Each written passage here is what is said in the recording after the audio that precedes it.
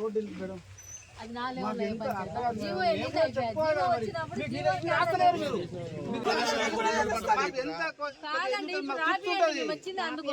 రాసిచ్చాం, మీకు ఆదాపు రాసిచ్చాం, మేము ఆల్రెడీ రాసిచ్చాం. మీకు అప్లికేషన్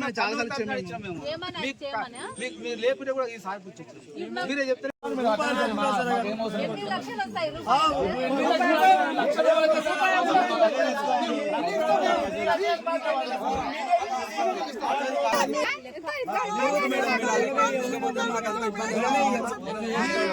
మేడం మీరు ఏదైతే మా దగ్గర ఇక్కడికి నివేదిక తీసుకెళ్ళారు దాంట్లో రిమార్కులు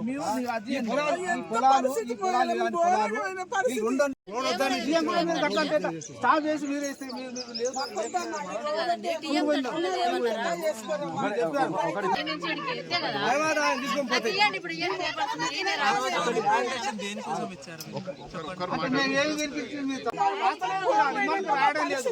ఇప్పుడు ఎమ్మెల్యే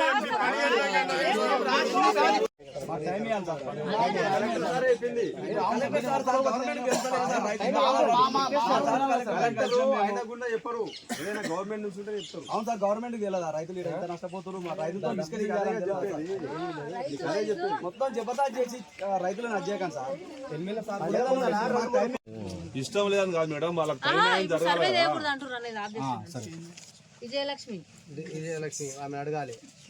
సరే, శ్రీపతి శంకర్ రెడ్డి 20 లక్షలకు మీరు చెప్పండి మేడం. రేటు ఫైనల్ అనట్లేదు, ఎంపీ గారు కలెక్టర్ గారు మాట్లాడుకోనివ్వండి, అది కాదంటలేదు. సర్పంచ్ గారు 1 ఎకరం పోతుందంట. యాక్చువల్ గా ఎకరం 38 రాశారు. ఈ సర్వే ఎంత వరకు ఎంత ల్యాండ్ పోతుంది అదే రేట్ ఫిక్స్ అయినా చేసుకోండి. అదే మేము వద్దట్లేం కదా. కమిటీ చేసారు, ఆ కమిటీ ఒక్కటేసారి కూర్చోబెట్టారు, మళ్ళీ 2 సార్లు కూర్చోబెట్టండి. బోరు మాకు పోతే మేము 10 బోర్లు వేసాం సార్, అప్పు చేసి 10 బోర్లు వేసాం. 10 బోర్లు వేస్తే కూడా 10 బోర్లు అలా పేల ఒక బోర్ పడ్డా సార్. మాకున్నది ఎకరా భూమి సార్. అది ఎకరా భూమి ఇడిచిపెట్టినాక మేము ఏం చేసుకొని బతకాలి. ఇప్పుడు మా పిల్లలు చదువుకొని ఉట్టిగానే ఉండరు సార్. మాకు ఉద్యోగం కావాలి మా పిల్లలకు.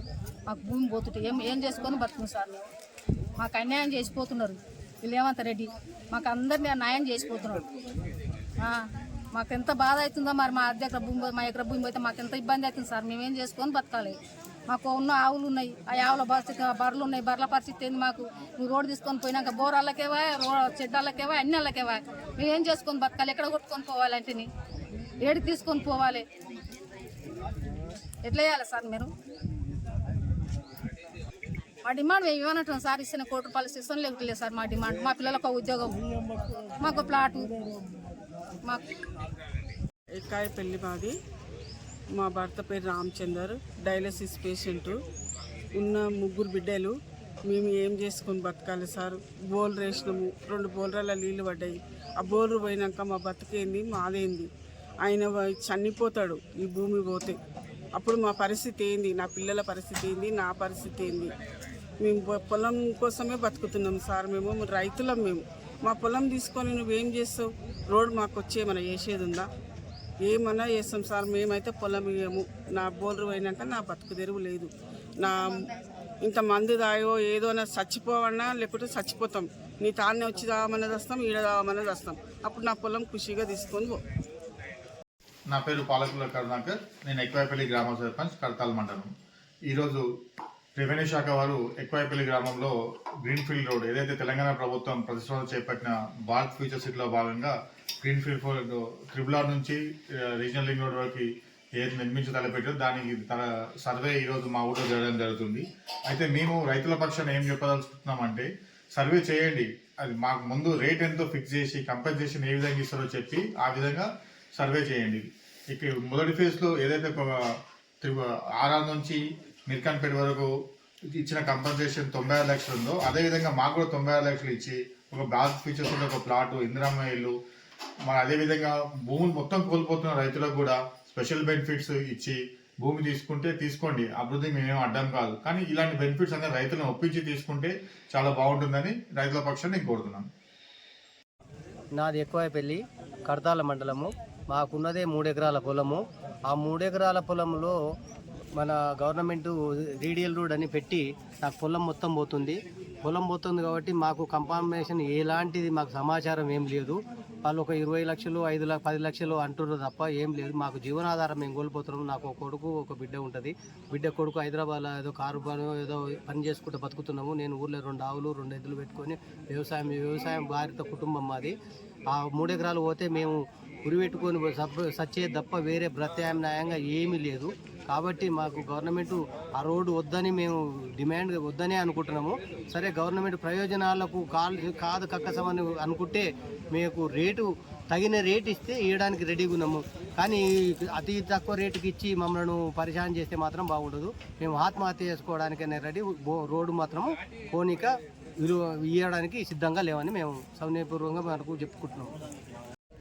నేను గ్రామం ఎక్కువపల్లి, మండలం కర్తాల్, జిల్లా రంగారెడ్డి. మేము గ్రీన్ఫీల్డ్ రోడ్డు మిర్కాంపేటకి వెళ్ళి రాయిరాలకి వెళ్ళి ఆమ్నగల్ ఆగ్దోడపల్లి దాకా అవుతుంది. ఈ గ్రీన్ఫీల్డ్ రోడ్లో మా భూమి ఉన్న కాడికి పోతుంది. కానీ సారు మేము డెవలప్మెంట్ గురించి ఇస్తా అంటున్నాం, కానీ ఆ తగిన పరిహారం మాకు చెప్పట్లేదు. తగిన పరిహారం చెప్పకుండా వచ్చి దౌర్జన్యంగా సర్వే చేస్తామని మమ్మల్ని ఇబ్బంది పాలు చేస్తున్నారు. మేము ఆత్మహత్యలు చేసుకునే కన్నా సిద్ధం, కానీ మాకు ఎలాంటి పరిహారం చెప్పకుండా ప్లాట్లు అంటారు అన్నీ అంటారు, కానీ ఎలాంటి చెప్పకుండా సర్వే చేసి మా అకౌంట్లో వేసి దౌర్జన్యంగా మేము గుంజుకుంటామని చెప్తున్నారు. ఇది నష్టపరిహారం కింద మేము ఎంతో బాధపడుతున్నాం. కానీ ప్రజలు ఓట్లు వేసి నాయకులను గెలిపించుకొని దేనికి మనకు మంచిగా ఉంటారనే కదా, మనకు డెవలప్మెంట్ చేస్తామని చెప్తారు. కానీ మాకు ఎలాంటి పరిహారం కానీ ఎలాంటి చెప్పకుండా వచ్చి మమ్మల్ని భయోబాధన చేసి మాకు ఎలాంటి ఆధారం లేకుండా చేస్తారు. కాబట్టి మాకు నష్టపరిహారం ఇచ్చి మా భూమిలోకి రావాలని మేము కోరుతాం. లేకుంటే మేము ఆత్మహత్యలు చేసుకోనికైనా మేము సిద్ధంగా ఉన్నాం. ధన్యవాదాలు. మాది ఇక్కడ గ్రీన్ఫీల్డ్ రోడ్ గురించి చాలా మటుకు ఇప్పటి నుంచి చాలా వరకు వచ్చారు, అధికారులు వస్తున్నారు పోతున్నారు. అందరూ చిన్న కార్లు రైతులు మాత్రమే చాలా మటుకు ఉన్నారు. ఓరి పెద్ద రైతులు ఇవ్వలేరు, చాలా ఎక్కువ పొలాలు ఉన్న వాళ్ళు కూడా ఇవ్వలేరు. 2 ఎకరాలు ఎకరా ఉన్న వాళ్ళదే మొత్తం పోతున్నాయి. జీవనాధారం కూడా రోజు పాలు పెట్టుకొని 2 బర్రెలు అవి ఇవి మాత్రమే ఉంటాయి. కానీ వ్యవసాయం చేసుకుని బతకడం మాత్రమే వీళ్ళకి ఇచ్చిన పని. ఎవరికి జాబులు లేవు, ఉద్యోగాలు లేవు. మొత్తం వీళ్ళు వేటి మొత్తం జీవనాధారం మొత్తం రోడ్లనే పోతే వీళ్ళకి మళ్ళీ బతుకుదేరు అనేది ఏమి ఉండదు. రోడ్డుకు నష్టపరిహారం ఇస్తా అని చెప్పారు. నష్టపరిహారం కూడా సరిగా లేదు. వేరే అవతల 96 లక్షలు దానికి ₹1 కోటి దాకా ఇస్తున్నారు. ఇక్కడ 20 లక్షలు అలాంటి చాలా మటుకు రాంగ్ స్టేట్మెంట్ చెప్తున్నారు. ఇంతకుముందు డిప్యూటీ కలెక్టర్ గారు కూడా వచ్చారు. ఆల్రెడీ మీకు నష్టపరిహారం ఎంత ఇస్తామనేది క్లారిటీగా చెప్పిన తర్వాతనే మీ భూములకు మేము అడుగు పెడతామని చెప్పారు. మళ్ళీ అలా చెప్పినాక కూడా మళ్ళీ అధికారులు రావడం జరుగుతుంది. మొత్తం రాంగు ప్రజలను ఇబ్బంది గురి చేస్తున్నారు తప్ప ఏది అంటే ప్రజలకు ఏది స్వచ్ఛందంగా క్లారిటీగా చెప్పడం లేదు.